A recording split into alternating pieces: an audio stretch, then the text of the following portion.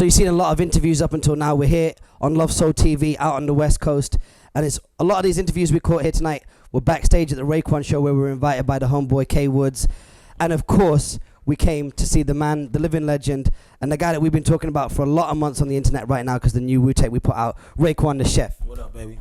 Much respect, sir. Respect. London, what's good? What's good? You know what it is, your boy Chef in the building. What's going on? Yo, I'm not going to delay any further. On behalf of DJ Friction and ourselves, the Love Soul DJs, there it is. Classic right here, you know what I'm saying? They put this together right here. Friction, Love Soul, you know what I'm saying? Big up, much love. Keep representing that real hip hop out there. You know what we do, baby. Word up. And if you didn't know, you can check the front pages of the top 50 hip hop blogs out there. Double XL gave it a flawless review, and that is of course, it largely part to yourself and some of the classics that you guys put out from the early 90s onwards. So many years later, across so many geographies and different territories, how does it feel to be so warmly accepted? I mean, you know, it's just love, B. It's like, you know, we live it. We really come from the essence of this, and I think that everybody could feel it. You know what I mean? We haven't changed a bit far as, you know, having a passion for this. It's just that it's a part of me, man. I can't help it, man. I live this shit, B. I live it. I don't know which way to go. I don't know whether I want to go. I'm going to go forward and ask you about the purple tape. I'm going to go back. Yeah. I'm Raekwon the Chef. I go into the booth with my homeboy Ghost. The beat comes on for the Freaking You remix for Jodeci. What's going through my head? Representation, you know what I mean? We was up in the studio just on some chilling, getting drunk. Next thing you know, the beat just came on. It was like automatically, it was more about just representing, you know what I mean? A lot of times I don't come in with a pad or nothing. I just go where the beat takes me at that time, and at that time, that was the first thing I thought about. You got stacks like the internet. You know what I'm saying? It's like, you know what I mean? It just came to me though, but I don't be having no papers or nothing, you know what I mean, that I come in the studio with. Whatever happens, it happens right there because I'm a fan. It has to go through my body and circulate and make me want to do this shit. Word. So everybody knows about Ray's street credentials. I mean, it's unquestionable. We've seen it across a number of documentaries about your background. But how does a street dude feel when he puts out a record like Ice Cream, or he puts out the Freaking You remix, knowing that he's creating so many loving and sexual emotions? I mean, that's different to some of the street shit you'd be talking about. I mean, how does it feel to express that and make other people express that? I mean, you know, I'm a versatile nigga, you know what I mean? I don't sit there and characterize myself as being one way. You know what I mean? Where I come from, real niggas cry too, you know what I mean? So we have feelings, we have emotions, you know what I mean, that we deal with. And, you know, I'm always looking at what's around me, you know what I mean? Just because I rhyme this way, which I love to do the most, you know what I mean, that don't mean that I can't go somewhere else. I think that's a part of being a real MC, that you got to be able to go from here, go over there, you know what I mean? Just kick real shit. And that's what I did. It's just that I just talk about the things that I like to talk about. One day I may talk about something negative, and then the next day you may catch me talking about something positive. A lot of this comes down to exceptional, groundbreaking wordplay on your part in terms of flows, the way you freak them, the rhyme couplets, and the metaphors that you use. Is that a natural talent, or is that something that you worked on before you went on record? Nah, it wasn't. It was natural only because I'm a fan of hip hop, you know what I mean? You get better as you go on. And that's the only thing that happened with me. Like, you know, when I first started rhyming, I wasn't that ill, but I had flows. You know what I mean? So then being around the clan, being around RZA and Jizza, they made me more or less, you know, really write harder. You know what I mean? Then the clan, eventually, we all started feeding off each other. So my shit started from the ground up, you know what I mean? But I used to freestyle a lot. That's why I love the freestyle. Because when you say shit off the head and it's ill, that gives you your motivation, you know what I mean? So when I had to start writing, it was like, oh shit. You know what I mean? You get better as you go on. Now, I'm a master. It's like rhyming is nothing to me. Like, I can make a rhyme in, you know, probably 20 minutes or something, and it'd be a nice rhyme, but that come from years of experience. And the great thing is about you as an artist, and this is the thing that any hip hop artist, whether it be DJ, breaker, graph writer, or MC, would envy about you, is that you came up on skills and wordplay and just generally being nice on the mic. Nowadays, if an artist is trying to get a deal, he has to hit the gym, get that six-pack, look right, get the hair situation popping off. You were looking iller on the Cream video going chapow, woo from the gate now, and you shot the Wu-Tang from your fingers towards the screen.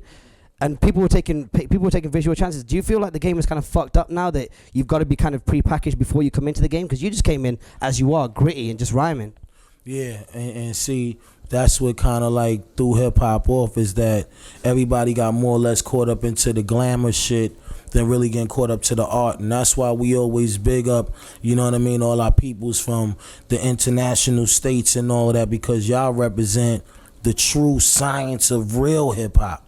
We too much caught up here on some flashy shit and getting caught up into all the glitter, because you got to remember, a lot of people out here is all about trying to make it and live this life of dreams and having shit, and you know, they don't look at what's real. You know what I mean? They only look at what's in front of them. You know, you judge somebody by their clothes or their car or whatever. That's the shit that motivates people out here. So they don't look at real talent, you know what I mean, real essence of real making music, and that's what got shit just fucked up right now. Let's talk about the Purple Tape 2, or as the internet world has formerly been titled, Cuban Linx Part 2 by Raekwon the Chef. What can we expect on that? Is there going to be still a lot more mathematics on there, 5% teachings and so on, or have you moved into a different space? Nah, this one right here is just straight crack music, you know what I mean, straight drug dealer shit. You know what I mean? You're going to have a little pieces of knowledge in there, but it ain't like that's my vibe. My vibe is straight up in the street. I'm rhyming around some of the best niggas. I got some mean features on there. You know what I mean? The production side is crazy. Y'all going to love me for that. I ain't just let RZA do the whole shit.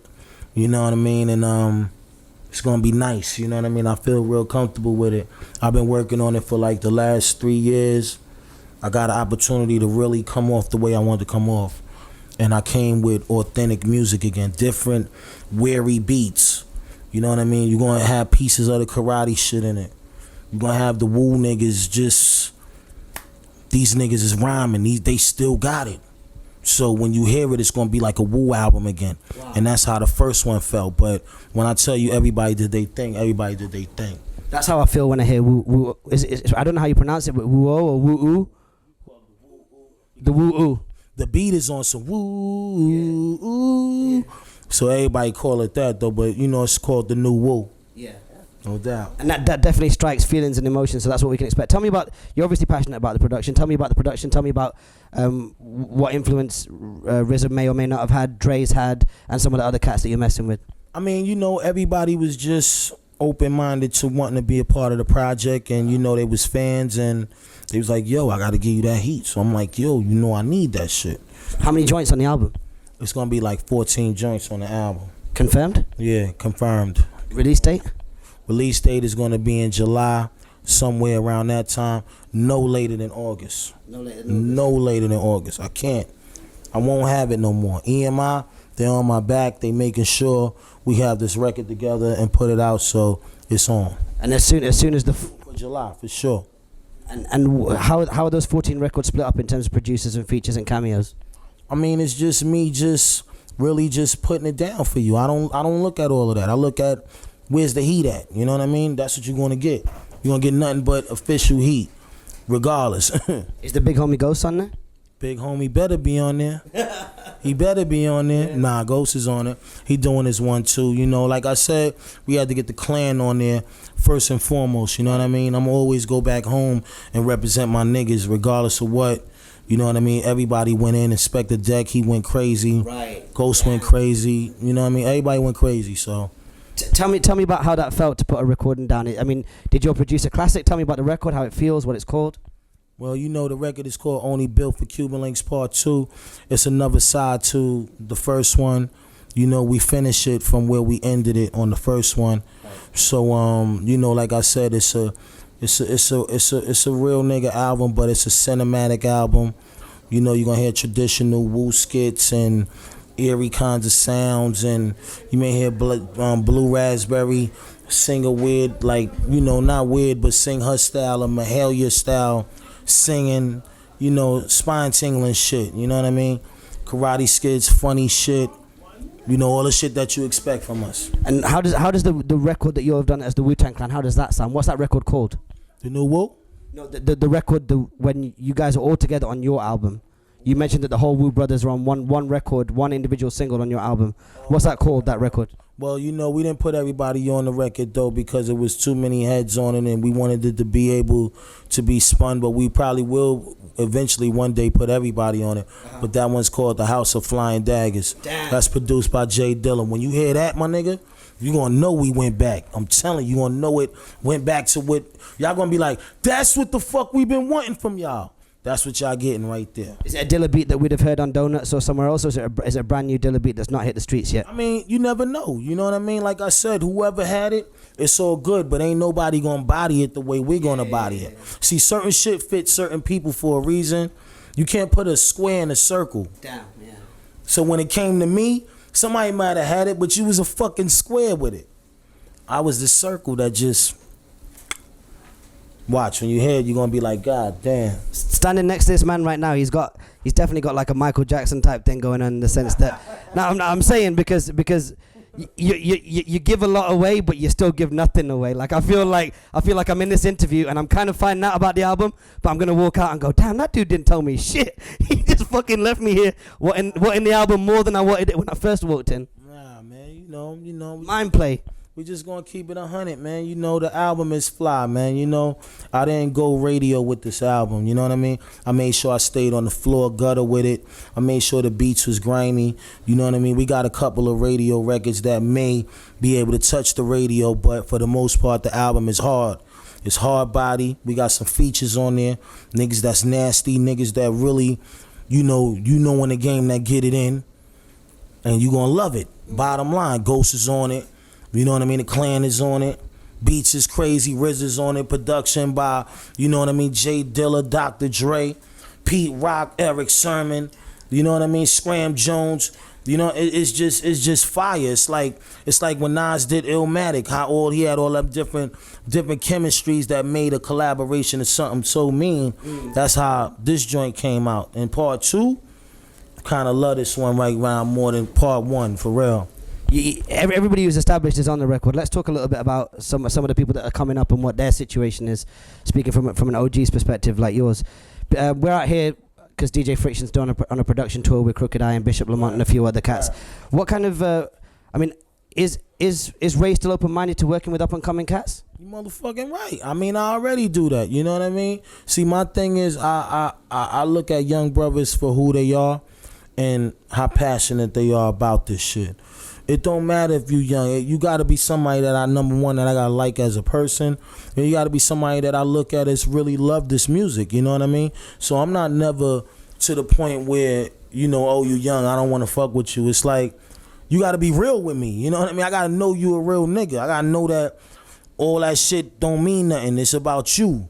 You know what I mean? And me and you on some real shit. But anything I do with anybody, I'm going to make sure that I'm on top of it to make sure it don't hurt me. You know what I'm saying? Nothing I'm gonna do is ever gonna look weak. Like, yo, he just did some dumb shit. Yeah. You're not gonna get that from me. You're always gonna get something that you could say kind of interesting. Ray uplifted that kid, gave him an opportunity to shine.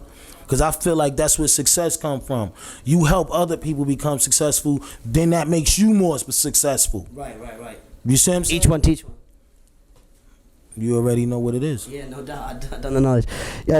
So, and the reason why I asked that is because you've got a slew of the best in the world trying to work with you, from Dre to Pete Rock and so on. And even tonight, please just go over some of the people that came through to represent, from Evidence and Alchemist opening the show to. I mean, I can't even.